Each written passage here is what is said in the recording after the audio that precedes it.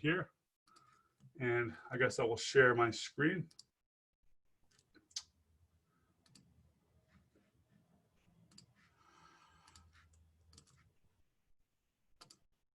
So this talk is the first time I've actually given, like I said, a talk like this. And I've only given one other talk actually like this. It's like 4 years ago. So it's the first time I've given a talk like this since I've actually gotten through some of the most successful times in my career. So it's kind of interesting to kind of put this all down into a presentation, because I've written a lot about this. I've talked a lot about this, but I've never actually talked about this in a talk. I've talked about it on social media quite a bit. And the idea is thriving today and in the future in your career. And I think a lot of this stuff is also very relevant to personal growth, not just in your career, but personally, like having a good life and being happy and things like that, I think. So she introduced me, but my name is Nader Dabit. I'm a senior developer advocate at Amazon Web Services. I'm also, I come from a Palestinian and Jordanian background. So my father is from Palestine.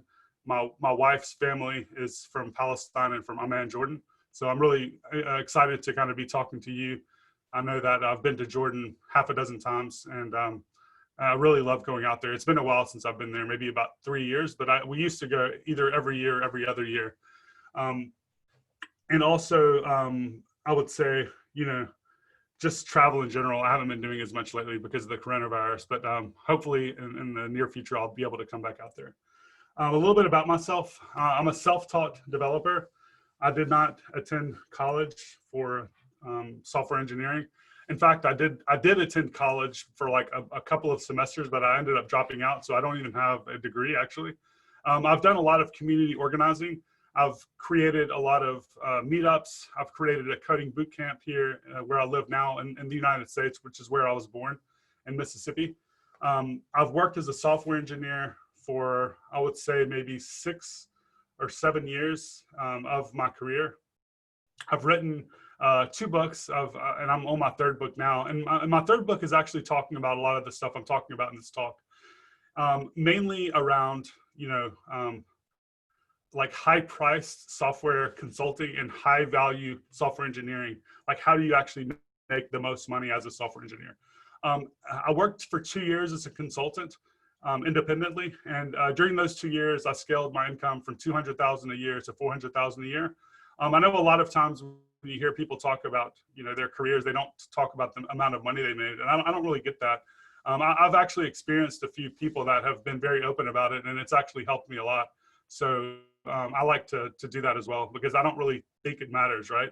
No one's gonna be able to, just because they know how much you're making, try to like impede on your career or anything like that. I think it's very interesting to see the things that people do and the resulting outcome of that, like the function of what they're doing, which to me is a couple of things. One of those being how much money you make. And I'm going to be talking about, a lot of the stuff that led to my success in consulting.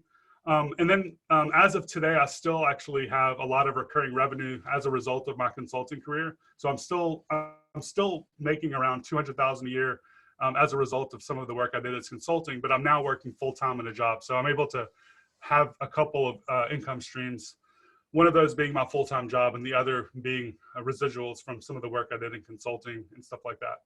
And then I do a lot of open source. So I have repos that have maybe 30,000 stars at this point. I think I did some looking a few months ago, and I had counted up the amount of downloads I had. It was like 5 million downloads, which is like not a wild amount compared to some things, but for me, I was pretty, thought that was pretty cool. And this talk is, like I mentioned, different in the sense that not only have I not really done this type of talk before, but you may not have expected this kind of talk. And I hope that that you still enjoy it, because it's, again, I'm not going to be writing any code or anything, but I am going to be talking about coding careers. And careers in general might be able to get a little bit off of this, but it's very closely tailored for someone that's a programmer or a software engineer, or someone that's kind of in the current software industry as it is today.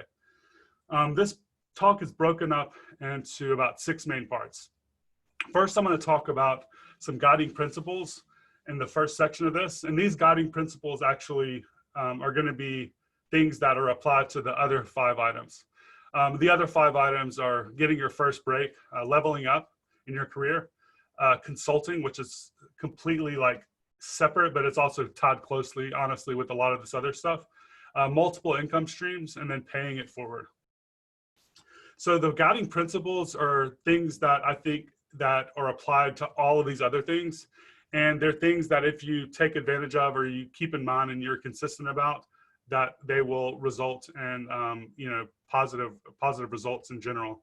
And I'll talk about like why and what those are. The first thing is this idea of visibility. So in the year that we're in, 2020, not only are we seeing now an explosion of remote work because of coronavirus, but you already were seeing that growth in remote work. So what happens when everyone is working remote, say like 10, 20 years from now? Of course, everyone probably isn't going to be going remote, but the fact that people are going more and more remote basically means that you're not only competing with the people in your city or in your country, you're going to be competing with everyone in the entire world. So what happens when you're strictly competing on your skill set and you have, instead of 10 people to interview against, maybe 1,000 or 100,000, right? Or whatever number, this becomes really tough to kind of get your foot in the door, because you're no longer able to stand out as easily because there's just more people that have that are in the same room as you. So the idea of like visibility is like, what I say is like, what happens when you are, competing against these people and someone just like Googles your name, for example, like what do they see? Who are you? Like, what do you have to bring to the table that these other people don't, other than like whatever is on your resume? And of course, whatever is on your resume is also important. But what I'm going to talk about is how to kind of gain the proper visibility, in my opinion, that will allow you to stand out exceptionally. The next thing is image, and this kind of goes along a little bit with your visibility. So what story do you tell the world about yourself? And this may seem kind of like generic or stupid or whatever, but think about this. If you are, again, applying for a job, or you're applying for a consulting contract, or you are, in some form of competitive environment where you're trying to be the one that stands out, when someone does find who you are, what are you telling them about who you are? Are you saying if they find your social media profile, do you just have like some random quote about something and then you don't have any information about like what you do or who you are or whatever? Or if they find your social media profile, are they going to automatically say, oh, this person knows X about this technology? And not only that, but they look like they're probably one of the top resources in the entire community or even in the world about this technology. How can you convey that about yourself? And it goes directly to kind of how you position yourself in the market and how you kind of tell the story about who you are. I'm going to be talking about how to do this stuff as well, like once we get past this section. The next thing is network, and just networking in general. So I guess the question is, who do you know and who knows you? Those are the two things that you have to think about when you think about like a network of people and people that you're connected to. So who do you know is going to be people that you can lean on and rely on when you need something. And then who knows you is actually the more powerful part of the network, where when someone needs something, they come to you, and therefore you have more of an advantage in the negotiation process. Because if that person comes to you, that means that they want you, and therefore you can charge more money. You can ask for better, some type of better negotiation tactics in that negotiation. That does happen. So how do you have a network that allows you to be that standout person? And how do you grow a network to where you can actually lean on some really powerful people that can help you out when you need that? The next thing is consistency. So consistency is going to be tied to pretty much all of the things that I'm going to be talking about. Basic consistency over a long period of time, doing anything, will set you apart from almost everyone in your industry. What you'll see a lot of times is some of the ideas that I'm going to be talking about here today, people apply these things for just a couple of weeks or a couple of months, and they are not consistent about them. And then therefore they don't get the results that they could get because they don't see the immediate return on their investment. But what happens is over time, you start building a body of work, a body of knowledge, a body of, or a large network. You know, all of these things don't happen right away. They do happen fairly quickly if you just don't give up. But a lot of people do give up, or they don't see the results, and they stop doing what they were doing, and therefore they're not able to kind of get that snowball effect that starts to happen once you get to that I guess tipping point. The next thing that's really important and interesting to me about the technology business as it is, or the software industry, is the idea of perception over reality. When I go to a doctor, I can look on Google and I can find out this doctor is certified in this, and this. And there's probably like 2 or 3 doctors in my city that do that thing. And I don't really have a lot of choices other than that. I'm probably going to go with maybe the one that has some good reviews for the thing that I want to get done. But in reality, like, a doctor is a doctor. You can't just go and say I'm a doctor. You actually have to go to school for 10 years and become a doctor. And the difference between one doctor and the next, you might see, you know, some differences, like, you know, slight differences. Like, this one might be, you know, better. This doctor might be twice as good, even, whatever that means, right, in the world of medicine. But you're never going to be able to say this doctor is 1,000 times better than this doctor, or this doctor is 100 times better than this doctor. And also, how do you even judge that doctor? You're judging that doctor essentially over their certifications. Well, the software industry is actually way different than this. And what you're going to find out is, like, there's no shared definition of expertise in the software industry. If you are a company and you have a problem and you need that problem solved, so you need a solution for that problem, what you're going to then do is, the next step is, if you don't have that team in-house that can do it, or even if, let's say, you do want to build that team in-house, you're going to have 2 options. You're going to go and hire someone to do that thing and bring them in full time, or you're going to hire a consultant to do that thing. So what happens when you go and try to find that person? You're probably extremely busy. So if you're doing this, you're probably managing a team of engineers, and you have a million other things, and this is just another thing that you need to do. And you're going to go and you're going to do some research, and you're going to find the person to solve this problem. So how do you decide who is the right person to make this, you know, to solve this problem? I think that is the question that you need to put yourself in front of. You need to be the person that, when someone goes and looks for that thing, you're the person that they find, whether it's you being an employee or a consultant. And what you're going to find out is that there are extremely qualified people that went to Stanford and Harvard, that are not making that much money because they don't know how to stand out, and they don't know how to convey their expertise. And then you're going to find out there's people, like me, right, that didn't go to college, that didn't do anything, and I'm sitting here charging $300 or $400 an hour for my work. And then there's people that are not even have expertise that I have, right, and they're able to make even more money than me because they've positioned themselves in the way that people perceive them to kind of know what they're doing. And as long as you can actually deliver on that perception, then that's all that matters. You don't want to, of course, go out there and lie about, like, what you know, but what you want to do is give the perception that you're the best in the world, if possible, if not, you know, one of the best. And then therefore, there's no question about who they're going to hire. And then once they hire you, you're able to charge as much as you would like. You're also able to get the most, you know, as an employee. So taking all these ideas into consideration, I want to talk about, you know, starting off in your career. I don't really know who's watching this talk, like, where you are in your career, but my assumption is there are a lot of people that haven't gotten their first job, or maybe they're, you know, doing some type of internship. But taking all of these ideas into consideration, visibility, image, network, perception, and consistency.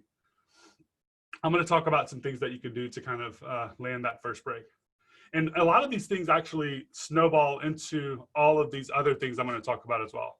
So the first thing is documenting your journey as a developer, or as an engineer, and as a coder, because a lot of the stuff I'm talking about has to do with code. So as you're learning, let's say that you are in class, or you're reading a blog post, or you're watching a video, and you have one of these aha moments. where you're like, oh, wow, this is something that, that just now clicked for me. Take that aha moment and translate that into some written content. It can be a blog post. It can be a GitHub README. It could be a YouTube video. It could be anything. Take that aha moment and translate that into some type of content, and document that, even if it's just for yourself. Just put it online somewhere. What's going to happen is over time, you're going to have all of these things documented, and you're going to have a trail of work that's reachable to you. And you can take down some stuff in the future if you feel like it's too low level. But as you progress, as you get better, you're going to have so much of this stuff that when someone does, search for your name, starting off especially, the fact that you have documented all this stuff is going to give the perception that you know what you're talking about. Even if you're like, you just learned this thing, the fact that you actually wrote it down and you're kind of trying to explain it is going to basically set you apart from a lot of the people that have not done that. It may not make sense, or it may seem stupid, but it actually is something that I often see with people that are hiring. Another thing that happens is when you explain something, you actually understand it on a deeper level. So not only are you, doing this for reasons that have nothing to do with learning for yourself, what ends up happening is that you do get a deeper understanding of this, because you start trying to explain something and then you realize that you don't actually understand it as well as you thought you did. So you then have to go and learn, okay, what is this nuance that I wasn't really thinking about, and how do I explain that? And therefore you learn even more. So while you're writing this stuff, if possible, publish this to some type of visible platform. And what this is going to do, again, it's going to leave that paper trail. It's going to leave that footprint. So when someone searches for you, they're going to find all this stuff, and they're going to see that you're the type of person that is out there, caring about what they're doing, and you know what you're talking about. A couple of these visible platforms are things like Medium. I think Medium isn't the best place these days, because a lot of developers are not posting there because of they put a paywall in front of some of their content. But dev.to is a really great place. Hashnode. You could build your own blog, using something like Gatsby or Next, some type of static site. So, publish all this content to some visible platform. It could be YouTube, it could be whatever. The next thing is, once you've documented this stuff, create some type of social media profile and start sharing this stuff on social media. This is basically, again, gonna do a couple of things. First of all, it will create more of a digital footprint, but it'll also start getting some type of network for you. People might start following you for this interesting stuff. They're gonna assume, again, that you might know what you're talking about, even if you don't. But let's say you do, or let's say you don't, whatever, it doesn't matter. People might start reaching out to you for opportunities, and therefore you might land your first job. The next thing is open source everything. And when I say open source, that doesn't mean you have to come up with some new library or anything like that. I'm talking about, let's say that you create some type of tutorial, or you're working on some type of tutorial, and or like some type of just really hello world project from something you learned in school. Put that in its own GitHub repository, and then what you're going to do is get really good at writing Markdown. And Markdown is kind of like the language of code as far as explaining it, in my opinion, because all good GitHub READMEs have a good, all good GitHub repos have a good GitHub README, and all of the READMEs are written in Markdown. So if you can have a really clean looking Markdown syntax and understand how to write it, then you're going to have a lot of content, first of all, because you're open sourcing all this stuff. And then when people go to look at it, it actually looks nice, and people think that you care about your work, which you should, right? The next thing is delete Git history for cloned starter projects. So let's say that you're creating a tutorial, and the tutorial gives you some GitHub repository to start with. What I recommend doing is deleting that Git repository and starting a new repo, and creating a new Markdown README file and explaining what you're doing. What this is going to give the perception of is that you created this entire project from scratch. I'm not saying that you should lie and say that you did do that if someone asks you, but just putting it up there gives that perception again, and that's all you're caring about is honestly is that perception. But doing this again also helps you understand a little bit more in depth, because when you're writing this GitHub README, you're going to have to understand what you're talking about. All of this stuff kind of leads to a deeper understanding of your work. Putting your own twist on tutorials. So let's say that you're doing a tutorial for school or for whatever, you're just to learn something, and you're open sourcing this on GitHub, you're doing all the stuff I just talked about. Change a few different things. So let's say that you're creating a restaurant app. maybe change that to something like, I don't know, like a car buying app, or something that's similar but not so similar that you can just change out one word, but put a little twist on it. And this is going to do two things. It's going to make you have a deeper understanding, because you're going to have to change some code and kind of really get to know how everything works. But it also is going to be a unique project that you're probably not going to see out there, like exactly how you've done it, right? So when people do go and they look you up because they want to hire you, they're going to see you have this cool tutorial, and it's like has well documented markdown, and they're gonna you're gonna stand out versus the person that doesn't have this type of stuff on there. Again, you're not worried about your expertise, because a lot of people are going to have similar expertise, and trying to identify that expertise as a hiring manager is kind of hard. What you want to do is make that a no-brainer. That's kind of the idea. The next idea is that good enough is better than best. When you're creating projects, you're going to start realizing that it's not as polished as you would like it to be. But at some point you have to just ship something, right? Like you're going to be looking at Facebook and Twitter, and you're gonna be like, oh, everything works so smoothly and it's so pretty and beautiful. Mine doesn't look like that. Well, guess what? It doesn't really matter. Just ship whatever you have at some point. Just stop when you get to a point where you feel like everything just works, and then just ship it. Now, the next thing I'm going to say contradicts that a little bit, but what I'm going to basically try to drive home here is that polish means that your actual functionality, again, doesn't matter like as much as the presentation of the thing that you're building. The functionality matters, but the actual like presentation of the functionality matters more, if that makes any sense. And this goes back to kind of how you represent your project in your GitHub README. Polish that README up, make sure it looks really good. And like try to basically give the perception versus the actual like result is maybe my main point there. The next thing is growth mindset. So once you get out of school, I think a lot of people might have the idea that they are kind of like done learning. I know that I think in computer science, you see that mindset a lot less. But I think one thing that we don't see as much as that I think we should see is that people don't really understand the extent to which they need to keep learning. Every day you should try to learn something. Even if you have a full-time job, you should spend 30 minutes or an hour, if possible, trying to learn something. And this is something that will follow you along into your consulting career, or even as you're a senior developer. And as you become more and more specialized, I think it's even more and more important to continue to learn, because you don't want to silo yourself into some area of expertise that you're kind of locked into. So if that expertise goes away or it becomes outdated, then you're kind of stuck. So as you become more and more specialized, it's more and more important to continue to learn and try to learn things that are different than what you're doing in your day-to-day work. Solve problems that others don't want to, or at least attempt to do that. This means there's this book that I've read called The Obstacle is the Way.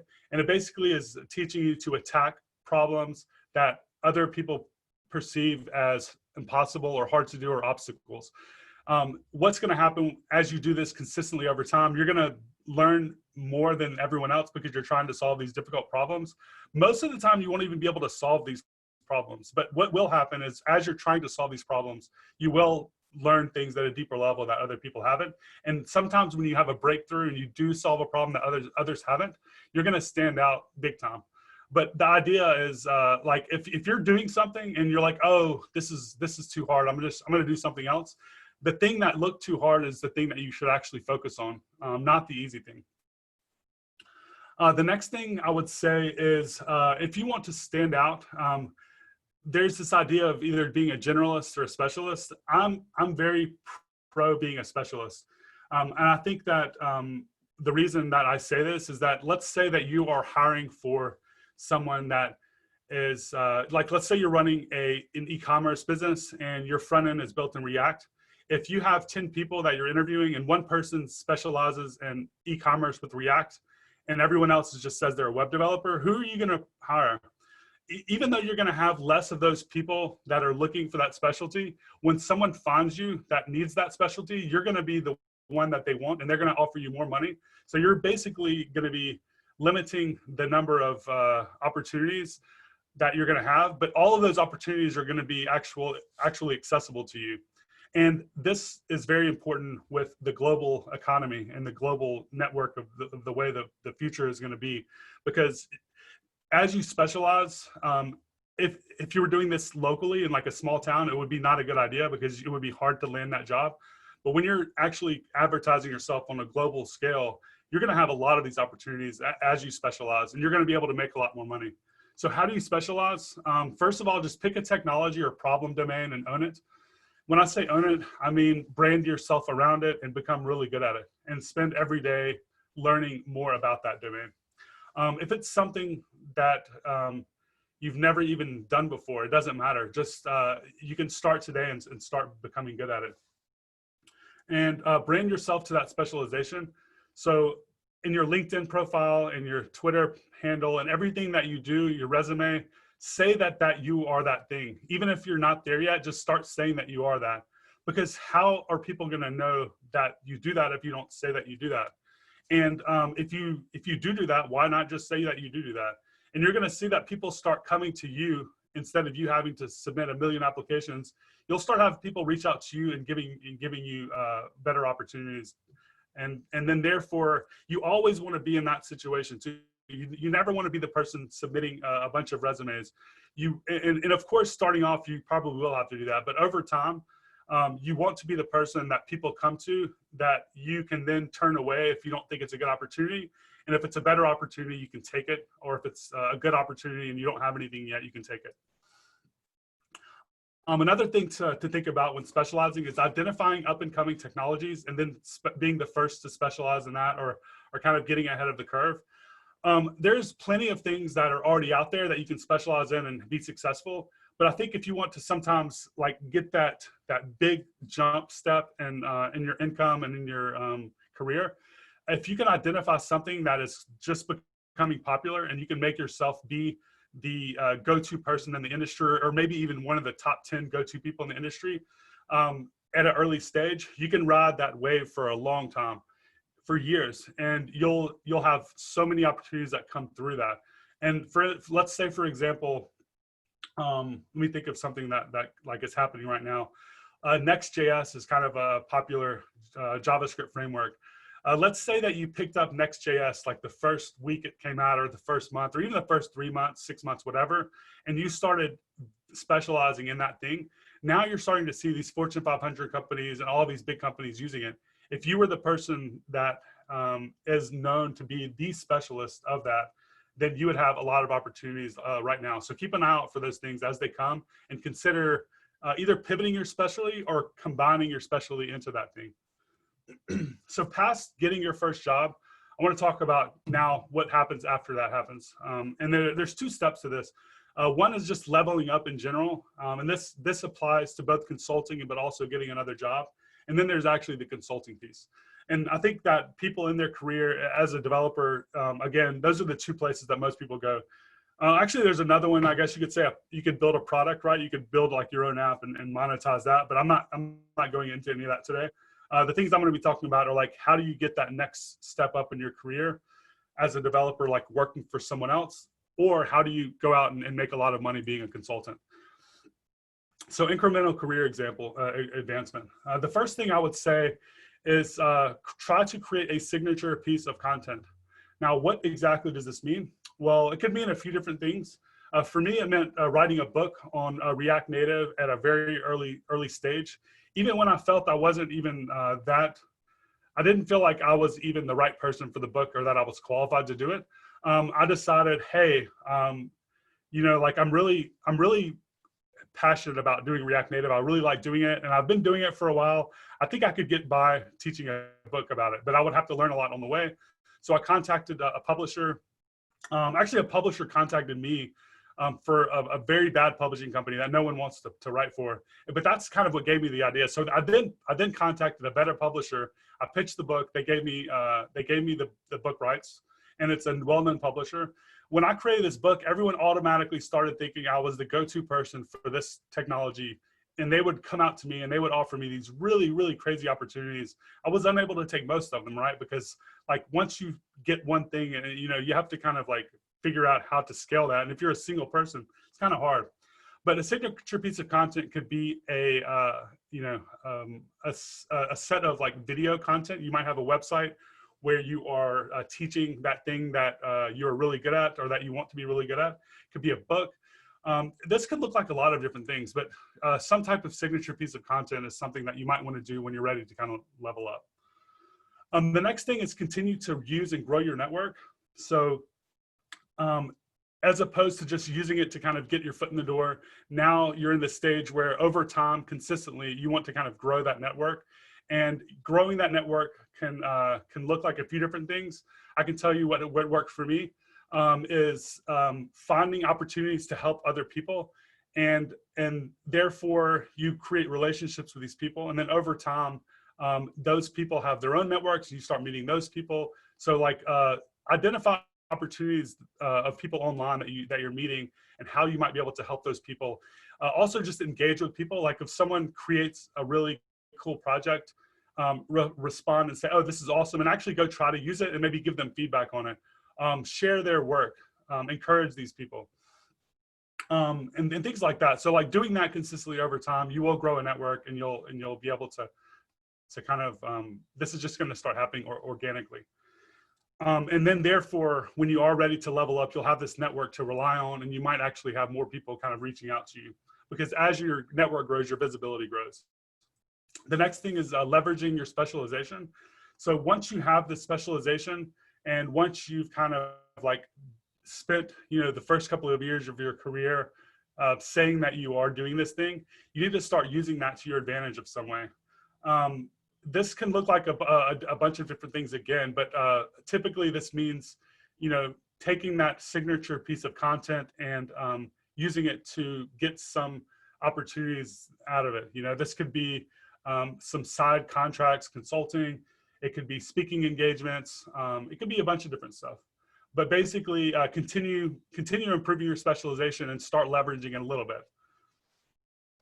Dedicated continued learning. I mentioned that growth mindset, but as you want to level up, you need to set aside 30 minutes to an hour a day, in my opinion, of just learning. You're going to be learning on your job already, but kind of try to take this time to learn something different and try to kind of keep your mind just turning and thinking about different things. The next thing is embracing new media. So a lot of the stuff I'm talking about is very visible stuff, and it's a lot of stuff that people don't typically think about when they're thinking about being a software engineer, right? You're thinking about, oh, how can I become the best coder? But let's say that you are the best developer. How are people going to recognize that? How are you going to kind of get that known to people, other than just applying at jobs where these people are getting now millions of resumes? Because a lot of times the bigger companies that hire with the most money are getting the most, you know, volume of people applying. So a lot of the stuff I'm talking about is kind of having to do with new media. So this would be like YouTube. It would be things like blogs and stuff like that. It could be, you know, it could be anything, social networks, that type of stuff. So try to find a couple of things that are in this category and embrace those and try to become good with them. What's worked for me so far has been blogging and Twitter and to an extent YouTube. Creating videos and just talking about some of the stuff that I've learned. And then consider teaching. So when I say teaching, that doesn't mean like go and become a teacher. It just basically means doing what I was talking about in the last section around writing and creating videos, and taking that kind of to the next step and trying to say when you're doing this teaching that you are the authority to do it. Therefore, you're cementing even more the idea that you are like the go-to person for this technology and that you are a specialist. And as you're teaching, again, you're going to be learning at a deeper level. The next thing I want to talk about is consulting. So as a consultant, I told you, like pretty quickly with doubling my income, starting off at a very high rate from the day one, because I got really good opportunities that came in through my book writing and stuff like that. And then I was able to kind of like build upon that. So how do you actually do that? Well, did you know that there are people in the software industry that are making $300 to $1,000 an hour or even more than that? I did not know this. So when I learned this, I was just blown away. I was like thinking this is just unbelievable, because I actually used to work minimum wage jobs in the United States. That's $8 to $10 an hour. So the fact that someone could be making 100 times more than me per hour, it was just hard for me to actually believe. But I'm actually seeing this more and more often. And I was able to hit, I was able to hit personally an average hourly rate remotely of $250 an hour. And I was also able to do on-site consulting for $1,250 an hour. So for one day, I would charge $8,000 of on-site consulting. So these rates are not uncommon either. I've actually quite often here, and I know someone personally that's charging $700 an hour, and he's booked up for months in advance because he is the person that they want, and he knows how to actually deliver that value. But the question is, like, how do you actually get there? And that's going to be what I'm hoping to kind of convey to you and how I did it. The first thing is a content funnel. So using all of the ideas and things that I've talked about before, writing your blogs on some type of blogging platform, creating these GitHub repos, creating videos, creating a social network. How can you take all of that traffic that people are going to be coming and using? How can you create some type of funnel to where you can actually monetize that? Well, the way that I've seen other people do it and the way that worked for me is I created a website for the specialty that I thought I wanted to specialize in. So I created a website that's for React Native consulting and React Native training. And then I took all of that content that I created and I hyperlinked all of those posts, dozens or even hundreds of posts and videos directly to my website. And then what ended up happening organically is that people that were in the industry would look for answers and they would find my content, and then they would link to my website. And then on my website, they saw that I could actually just come and do this work for them. And I have a contact form, and they just fill out that contact form. And therefore I had a ton of leads coming in, so many leads that I could not take 10 or 15% of my leads. And what that then gives you is you are having a step up, because you can then really take only the best opportunities that come in and just forget about the rest of them. Of course, I could have probably scaled that a little better. I just didn't know what I was doing, honestly, at the time. I could have hired people, but honestly, like when you're making that decent money, for me, I just didn't care. I don't want to make any more. I was happy with that. So when you have this content funnel, you need to have some type of SEO friendly website. SEO, of course, is just search engine optimization. You want people to find you not only through your writing, but you want someone that searches for you to be able to find you. Now, the really great part about having all of that content created and linking to your website is that you're going to automatically be ranked really high. You're going to have high SEO because you have a lot of backlinks. But having a really straightforward like name of your consulting company or your website is really important too. You don't want to call this Moon to the Sky Consulting or some stupid name like that. You probably want to say, this is what I do, and I'm going to call it that. So let's say that you are a Python engineer that focuses on high frequency trading for stocks or something like that. You might come up with a name that's very relevant to that. You might say, you know, high frequency trading Python consulting.com or something like that. That might be a little too generic, but the idea is to kind of be very straightforward in your naming for that SEO, for that search engine optimization. The next thing you might want to do is, like I mentioned, link all of the related content that you've created to your website. Reference all of your social media directly to your website as well. The next thing that I've seen work for consulting is speaking engagements. Not really like the one I'm giving now, but more like the technical speaking engagements where you're basically teaching how to do the thing that you want to sell your own services for. So what are some of these ideas of speaking engagements? Well, first of all, getting started, there's meetups. So meetups would basically be any local meetup, and actually now there's a lot of virtual meetups. So you might say, okay, I want to speak about this technology or this JavaScript framework or whatever the thing you want to talk about. And when you do these talks, you're going to start getting better at public speaking, but you're also going to be creating more of a footprint, a digital footprint, because these engagements are going to be linked on the web. So when people search your name, they're going to see that you're speaking about this technology. It just makes you look like you know what you're talking about again. but also what it does is you'll have videos and stuff that you can reference if you want to get into more prominent speaking engagements, which would then be things like conferences. So conferences happen all over the world. So with everything being digital now, you can probably get the opportunity to speak at conferences in Asia and in Europe, the United States, anywhere. And you typically would start off with, you know, the meetups to kind of get your foot in the door, and then over time you can get into these conferences. And the conferences have what are called call for papers. So you would basically submit a call for paper, and in that call for paper, you describe what you want to talk about. And to get accepted into this conference, they're going to probably do some research on you. And if you have all of the stuff I've been talking about, you're much more likely to be accepted because they're going to see that you've already spoken at some meetups and you kind of know what you're doing, at least to an extent. You don't have to be perfect. They're going to see that you've talked about all the stuff. You might have a website, you might have a book, you might have all this other crap. So they're going to be like, oh, okay, yeah, this person is probably, a good person to have. So they're going to be more likely to choose you. Also, your social network matters a lot sometimes. And I don't like this, but a lot of times people will choose speakers based on how many people they're connected to. I really don't think that's a good thing that they do that, but they do that based on my experience. So having a decent following or some type of network doesn't hurt. The next thing is workshops. So workshops lead to a lot of consulting in my experience. And not only that, but workshops are things that you can actually charge a lot of money for if you start doing on-site work. So if you are a specialist in server-side React, you might be able to go to Microsoft and give a workshop there for $10,000 a day. That's not uncommon. In fact, I know people that charge $20,000 to $30,000 a day for workshops.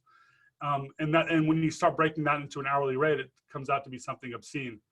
But workshops not only are good for doing consulting, but also for getting consulting work. So if you do a workshop at a conference, you might not make as much money because conferences aren't going to pay you that much. But doing that workshop will lead to other workshops and consulting companies if that's what you're trying to sell. And then also, if you do a workshop at a company, what they often do is after you're done, they'll buy like 100 hours or a few hundred hours of your time as a consultant. And those are the contracts that you can charge the most on because they have already met you. They know what you're talking about. They know that you're going to come and actually deliver the work. And you're able to charge really high rates for consulting after a workshop. Another idea is leveraging existing networks. So let's say that you have 1,000 people in your network on LinkedIn or Twitter or something like that.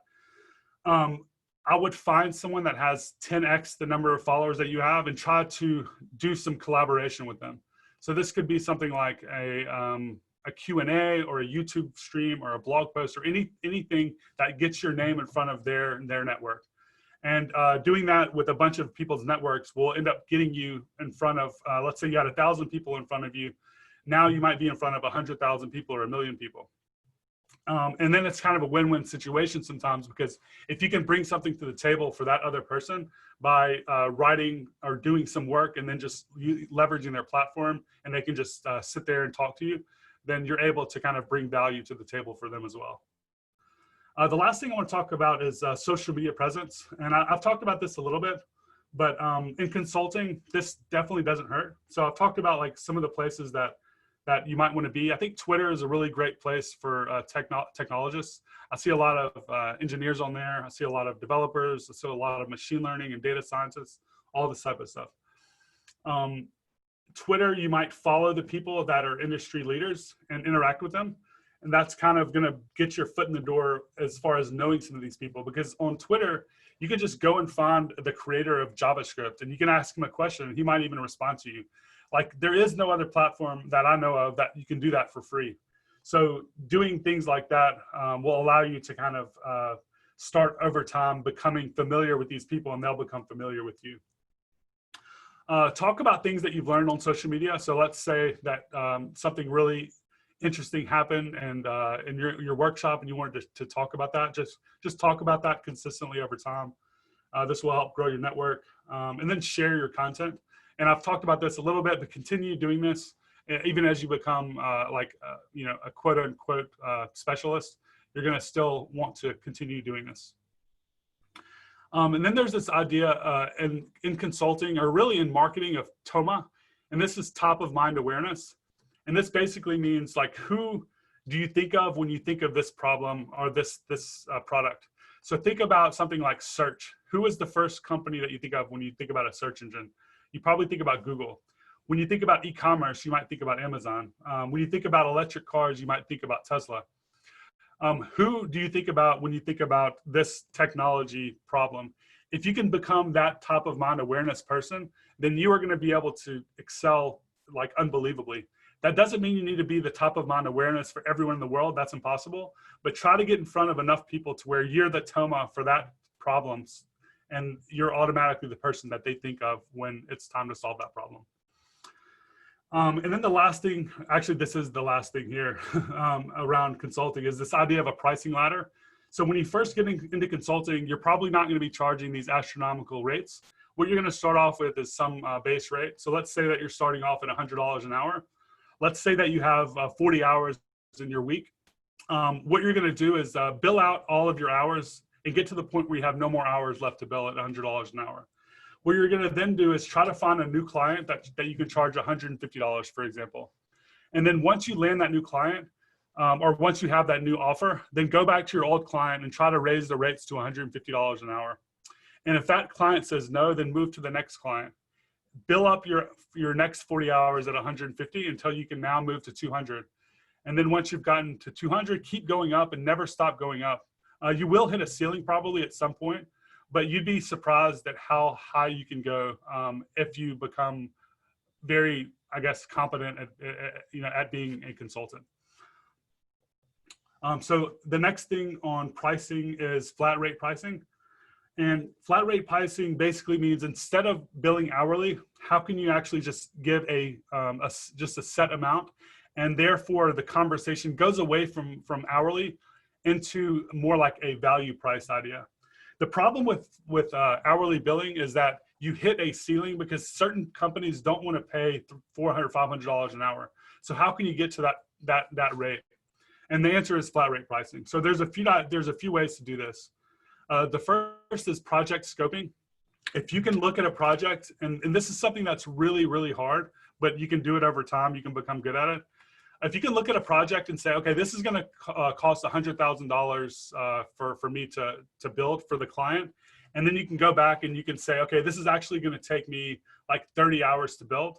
But if I'm going to charge, whatever, I mean, I guess 30 to 100,000 is a little high, but let's say you're charging $100,000 and it's going to take you 100 hours to build. That means you're charging $1,000 an hour, but you don't go to the client and say it's going to take me 100 hours to build this. You say it's going to cost 100,000 for me to build this. What ends up happening is your hourly rate just skyrockets, because if you're able to actually deliver on that and you're able to scope your time out, you're able to kind of make a lot of money. The next thing is value-based pricing, and this is basically saying, okay, this feature that I'm going to build you is going to make you $1 million a year. Therefore, I'm going to charge you $200,000 to build this, because you're going to make way more than that money back up only in the first couple of months. Now, it doesn't matter how long it takes you to build that thing. If you can convince them that that's in this value-based pricing conversation, that's what you're charging, and you can convince them that that's the return on their investment, then they're going to be happy to spend that money. Even if it only takes you 200 hours to build and you're still charging $1,000 an hour, the hourly rate doesn't matter. What matters is that you're able to deliver this thing and they're able to get these results, and therefore it's a good value for them. And then I talked about training a moment ago, but training is basically a really great way to do flat rate pricing, because you can say, okay, I do training, it's going to be $10,000 a day. The Fortune 500 companies are completely fine with paying those types of rates, and therefore your hourly pricing is really high when you actually break it down. The next thing, so this is kind of the next to the last idea: income streams. One of those is retainers, and this goes along with consulting. What you can do if you finish a project for a company, or if you are a go-to person for a technology, you can actually be on a retainer where you just say, okay, I can be available for you for up to 10 hours a month, and it's going to cost you $10,000 a month for my retainer. What ends up happening with retainers is that most of the time you get put on a retainer and they might use you about half of the time. So what you end up doing is getting that residual monthly income, but you don't have to do as much work, but you are there for them on call whenever they need the help. The next thing is books. If you would like to make some additional money and you want to specialize yourself, writing a book actually does a lot of things. It cements your knowledge in the technology. It gives you awareness. It gives you a specialization and expertise, but it also makes you money. So you'll get a check in the mail every month for whoever's buying your book. And then the last thing is paid courses. So paid courses are another form of training, but they're just digital. This is something that you could do that does a similar thing like books. You're going to submit your expertise, you're going to display specialization, and you're going to make residual income. And then to kind of finish this talk off, I want to talk about this idea of paying it forward or building bridges, because the only reason that I'm actually have any success today is because all of these people that have helped me along the way have kind of written tutorials, they've answered my questions, they've done so much. Literally zero chance I would be here without people that have actually built bridges to kind of get me here. So what happens when you actually make it there? Well, you should give back as well. And this is a win-win situation, as I'm about to show you. So I want to start off with this, this poem that I saw from a talk given by someone named Jeff Frost, I think it is. That might not be his name, but I think that is him. So anyway, it's a poem. And it goes like this. An old man going a lone highway came at the evening cold and gray to a chasm vast and deep and wide, through which was flowing a sullen tide. The old man crossed in the twilight dim. The sullen stream had no fear for him, but he turned when safe on the other side and built a bridge to span the tide. Old man, said a fellow pilgrim near, you're wasting your strength with building here. Your journey will end with the ending day. You'll never again will pass this way.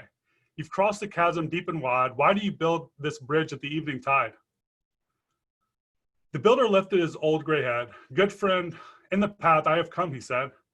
There followed after me today a youth whose feet must pass this way. This chasm that has been naught to me, to that fair-haired youth may come a pitfall be. He too must cross in the twilight dim. A good friend, I built this bridge for him. So what that poem is about is, yeah, you've already made it at some point. So why should you care about helping other people? Well, you probably have already built into you some like emotions that make you want to go back and help these people anyway, right? Like that's probably, you probably have that in you already. But let's even like take the whole being a good person out of it. What about the selfish reasons you might do this? So let's look at it in that regard, because for me it's a combination of both. Yeah, you definitely want to go back and help these people, but you also will see that doing this actually helps you as well. So how can you give back? Well, mentoring is one of them. And depending on how busy you are and like how successful you become, mentoring might be something you can do more on like a scale. Like mentoring isn't like an all or nothing thing. It can be like something you do a little bit or a lot or whatever, but basically finding people that need help or letting the people that need help find you and kind of just helping them. That could look like a bunch of different things. It could mean you answer emails. It could mean you spend every day helping them code. It could be a bunch of different things, but finding people or letting people find you and helping them. Community involvement. I think community involvement is a really cool thing because you're able to, again, continue doing all these other things that we've been talking about, but you're also giving back. So start a meetup.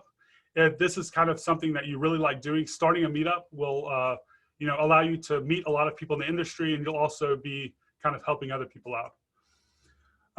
Being involved with conferences, so you can actually not only speak at conferences, but you can help organize conferences, and you can like give your time to people that are organizing conferences for free.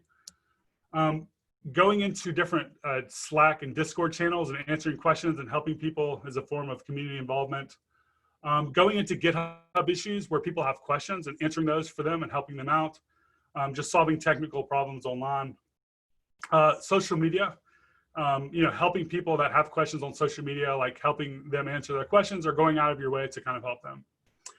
But really what this comes down to is like, when you're building these bridges, you're gaining visibility because you're you're actually, if you're writing and you're doing all this stuff online, you're still creating that digital footprint that goes back to you. You're improving, enhancing your image, because not only are you a specialist consultant, but you're out there helping other people. Helping other people is never a bad idea. You're going to be improving your network, because if you're out there helping other people, you're going to become connected with them, developing relationships with them. You're able to enhance the perception of what people think about you. And over time, doing the things that are involved with building bridges will help you build that consistency. And then hopefully, taking all these things into consideration, you too can be a technological outlier. And that's the end of my talk. So I just wanted to say thank you for checking this out. I hope you enjoyed it. This is my first time giving it. And if you have any questions, you can always, I think we're going to do a little bit of a Q&A here. But you can follow me on Twitter. I'm Dabit3, and I'd be happy to answer any questions there as well. Thank you. Thank you so much, Nader.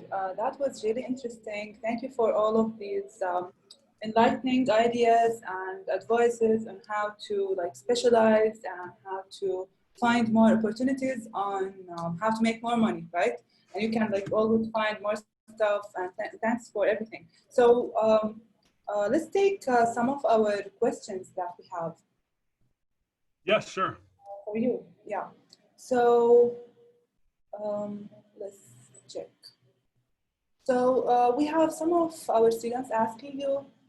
His name is Sayed Abbas. He's saying, want some tips on what to do to become a developer advocate and to be good at something.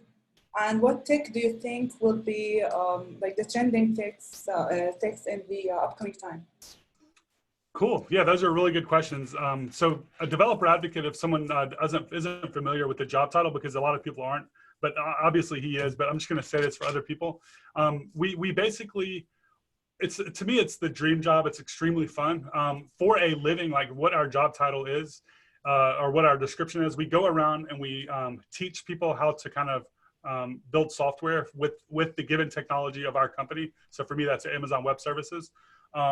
We are able to create videos. We're able to answer questions on social media. A lot of the stuff I'm actually talking about here is now something I do for a living, but something I did up until now.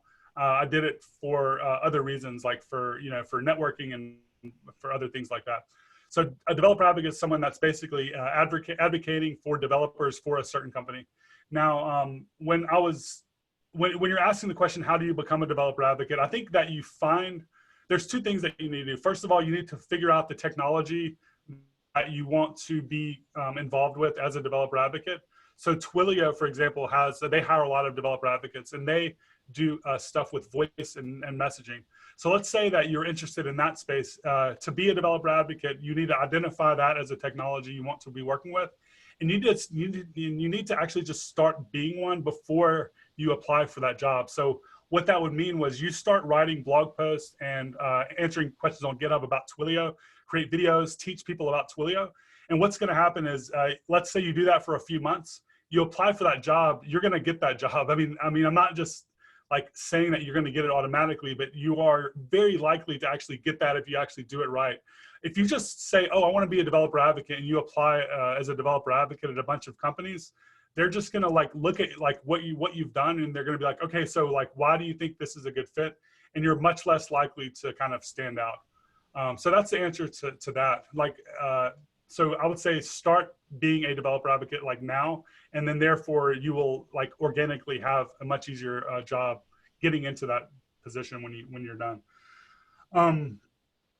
So what are some upcoming technologies? I mean, I'm very in a bubble with the things that I work on, but I'm also always going out of my way to kind of understand what's going on in the industry. So I can tell you my opinion of that, but my opinion of that might be different than someone else's opinion of that.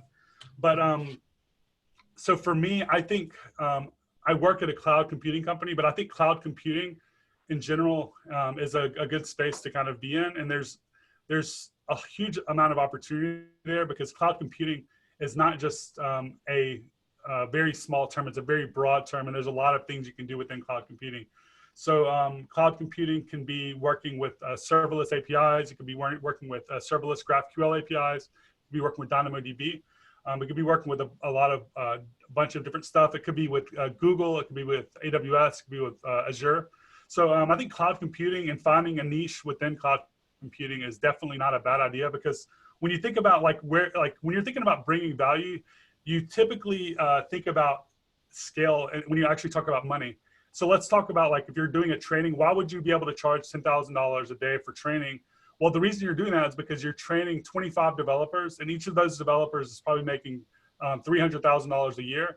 And if you can make them 5% more efficient, then you're saving that company hundreds of thousands of dollars a year. So you're talking about scale at that point. You're also talking about scale when you're working with cloud computing. If you can build an application using a single database table, for example, and you can do that for a company, and they can use that database table to scale to trillions of records, then you're providing a massive amount of value. So if you can do that as a single consultant, then you're able to charge a lot of money. So cloud computing allows that scale, and serverless technologies allow that scale. So I think, like, when you're trying to figure out, a couple of things, in that question, but I would say one of them is on the back end, I would look at cloud computing. On the front end, I would look at maybe Next.js. I think that's still a very huge opportunity there. I think that's going to continue to be really, really blowing up. And there's a few people kind of specializing in it, but I think that's, like, for me, if I was going to do something, that's where I would be. So I would just say, check that out. I mean, there's so many other opportunities there. Flutter is another big one, cross-platform mobile development with Flutter. Yeah, interesting. Thank you so much for answering that. So one more question we have from an anonymous attendee is telling you that you recommended to delete the forks. So how could that help you? Because if you leave the Git history, basically, okay. So I guess what I'm trying to say is, like, if you're like, I would say not really the Git history is the main thing. I would say maybe the README. I think that's more important. You want to basically clean out all of the README, I guess, that everyone is like, whoever had created that project left there. So let's say you do create React app, you're going to have this huge README of, like, a bunch of information about the app. Just delete all that stuff and start fresh. That's really, I think that's the main thing versus the Git history. Mm-hmm. Mm-hmm. Yeah, that makes sense. Cool. Because we have so many questions, but we're, like, actually in short of time, but let's check some more. So we have a question also from Zaid Nasser, from our students. He's asking you, he's, like, first thanking you for the amazing talk, and it was informative. And the question is, how can you start branding yourself, and, like, the years of experience, the minimum experience that he should have to start actually, like, branding himself and take a position or role? I think there's zero years of experience. You can start, like, right now. Just go and change all of your social media profiles to the thing that you want to be today. Just do it. Just say, I'm a React developer, even if you're still learning. If someone gets into that conversation, you can say, oh yeah, I've only been doing this for 6 months or 3 months. But it doesn't really matter. I would go ahead and start doing that now. Over time, it's gonna be more of an over time thing where you actually start reaping the benefits of that. So why not just do it now? I think I see people do stuff like, they say, I'm aspiring developer, and then they leave the aspiring developer part on their resume or on their Twitter profile for 3 years, because no one's gonna hire an aspiring developer. But if he just says, I'm a developer, then you're going to be looked at more likely, like, oh, this person is a developer. Because again, I talked about perception versus reality.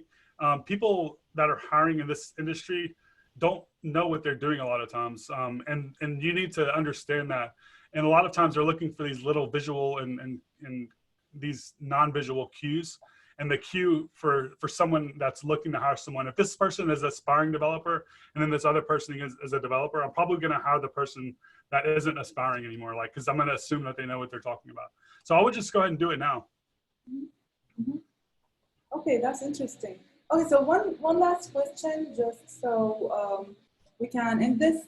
We have also a question for you personally. Like, how did you learn coding? Was it like, how did it happen?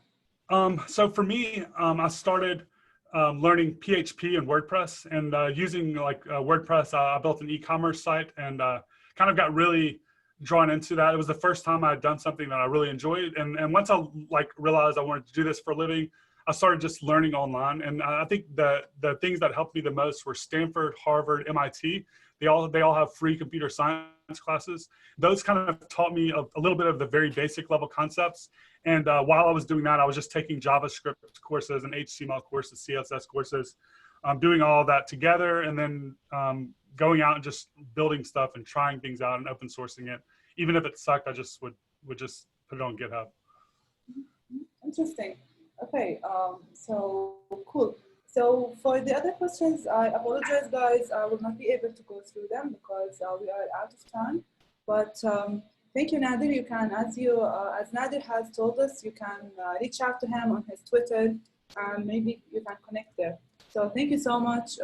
If you can share with our attendees your Twitter username, please. Yeah, it's Dabit 3, DABIT, and the number 3. Okay, yeah. Cool. Thank you so much. Yeah, it was great to be here. Thank you for having me. It was a pleasure. Yeah, thank you so much, Nader. That was really informative and a great talk. Thanks so much. You. Have a great day. You too. Have a good night. Bye. Thanks. Goodbye.